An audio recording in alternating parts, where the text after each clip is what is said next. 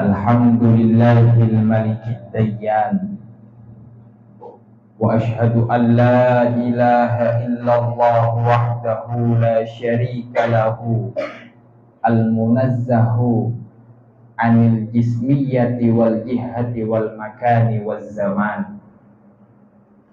Wa ashhadu anna Muhammadan abduhu wa rasuluhu alladzi kana khuluquhul Qur'an. Allahumma salli wa sallim wa barik ala sayyidina Muhammadin sayyidi waladi Adnan wa ala alihi wa ashabihi ala madhiz zaman, amma ba'du.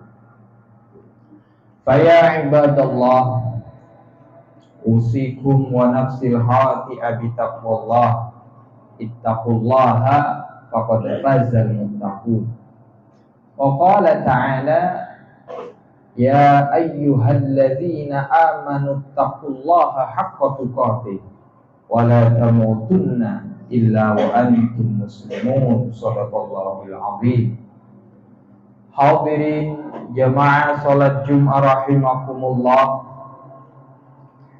sebuah keniscayaan bagi kita makhluk manusia yang telah dikaruniai nikmat-nikmat yang tak bisa dihitung satu persatu, untuk senantiasa memanjatkan rasa terima kasih kita kepada Allah Subhanahu wa ta'ala. Di antara nikmat yang tengah kita nikmati pada saat ini adalah nikmat berupa kesempatan. Sehingga dengan kesempatan ini, pada saat ini juga kita dapat beribadah, ibadah sholat Jumat, ibadah yang lainnya dengan lancar, dengan dalam keadaan sehat wal afiyah. Amin amin ya rabbal alamin. Di mana semua ini kita lakukan guna untuk memperkuat keimanan dan ketakwaan kita kepada Allah Subhanahu wa ta'ala. Di mana dengan kita bertakwa, insya Allah kita akan mendapatkan kebahagiaan di dunia dan di akhirat nanti. Dan dengan takwa inilah kita insya Allah akan bisa dengan baik untuk menghadapi sang ilahi Rabbi. Wa tazawwadu fa inna khairaz zadi taqwa. Hadirin jemaah salat Jumat rahimakumullah, upaya kita untuk meningkatkan ketakwaan kita kepada Allah Subhanahu wa ta'ala dengan cara kita bisa sadar, khususnya yang berkhutbah pada Jumat kali ini, sadar bahwa Allah Subhanahu wa ta'ala ini adalah zat yang maha berkuasa. Sadar bahwa kita manusia adalah makhluk, adalah ciptaan dan hambanya. Sehingga kita sebagai makhluk dan hambanya, maka kita diwajibkan untuk melakukan apa yang telah digariskan kepada kita. Kita wajib melakukan apa yang telah menjadi poin utama dalam ciptaannya. Apa? Yaitu beribadah kepada Allah Subhanahu wa ta'ala.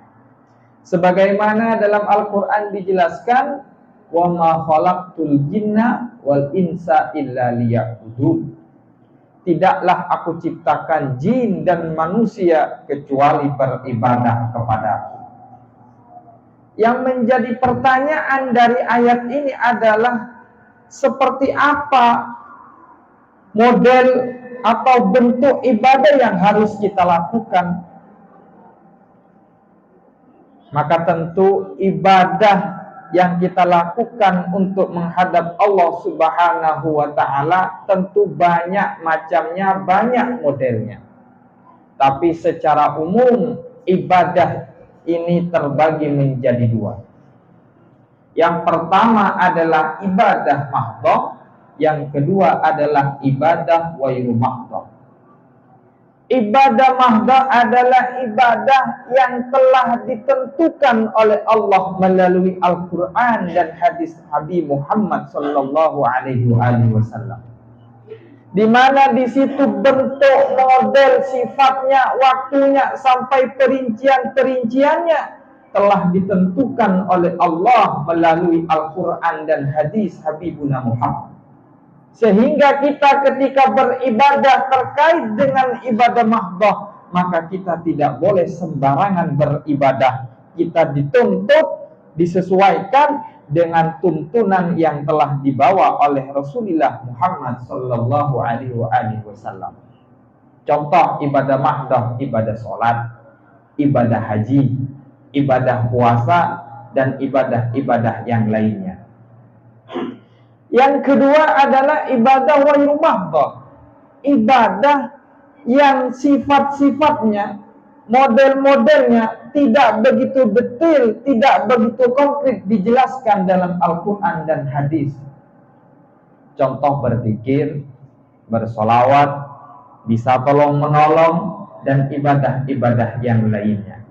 Dari sini para hadirin, ibadah yang terkait dengan ibadah ghairu mahdhah yang harus kita perhatikan adalah dari niatnya. Karena akan banyak amalan-amalan duniawi ini akan menjadi amalan akhirat karena niat yang baik. Sebaliknya, amalan-amalan akhirat akan menjadi amalan duniawi, amalan yang hina kalau niatnya tidak baik.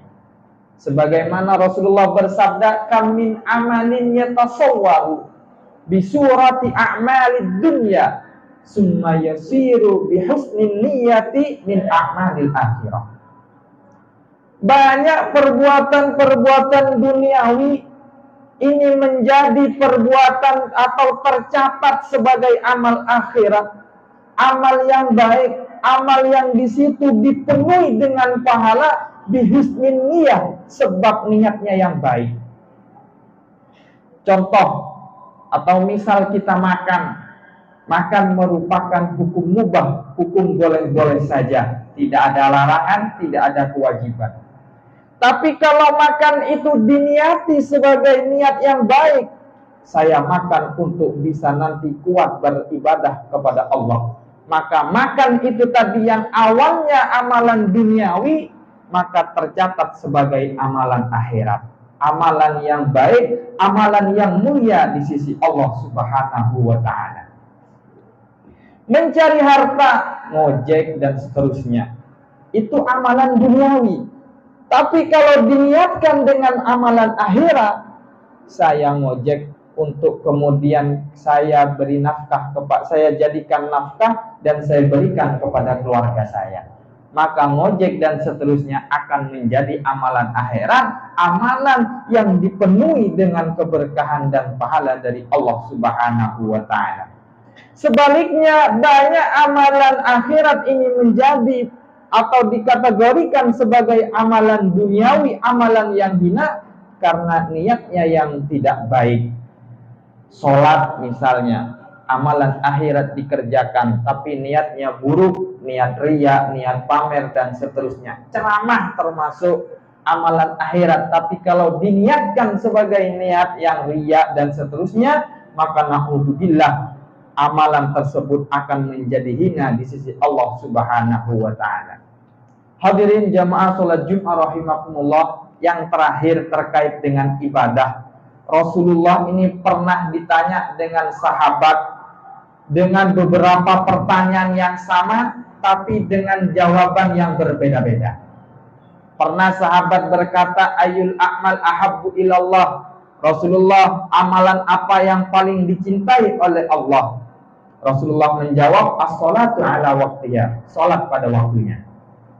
Kemudian di hari yang lain ada sahabat bertanya, "Ayul a'mal afdal ya Rasulullah?" Jawabannya, "Birrul walidain." Perbuatan atau amalan yang paling utama adalah berbakti kepada orang tua.